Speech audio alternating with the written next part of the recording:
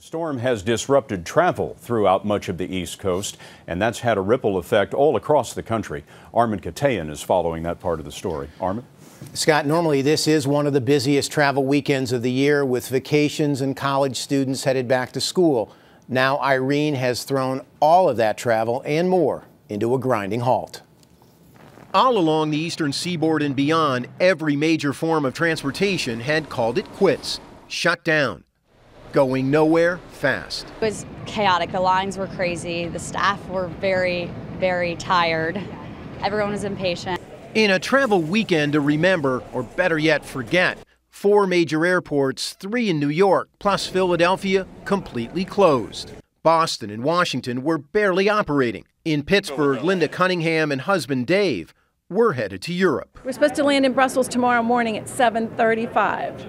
So we may be still in Philadelphia tomorrow morning instead of in Brussels. In all, airlines scrapped more than 5 figures worth of flights this weekend, 6,600 on Sunday alone, affecting millions of passengers from Maine to San Francisco.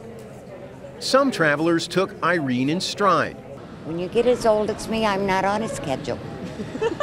So you're like, it doesn't matter. I'm really open to change. Others, not so much. Just ridiculous. They got nobody working here. Much of Amtrak's system was off the rails. All passenger service suspended in the Southeast, Mid-Atlantic, Northeast, and New England regions through at least today.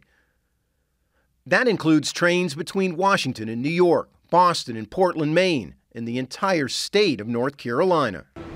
Service as far as Chicago and Montreal affected. It was hard to say what city got it worse, but the Big Apple seemed the biggest loser. All area airports down, the nation's largest mass transit system, home to some 7 million riders a day, completely closed for the first time in history. Not a bus or even a cab in sight.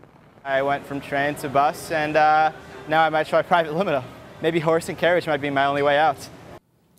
Travel is expected to resume in some of the affected parts of the country today, but as one airline official told me, Scott, it's a guessing game right now when things are going to get back to normal. Thank you, Armen.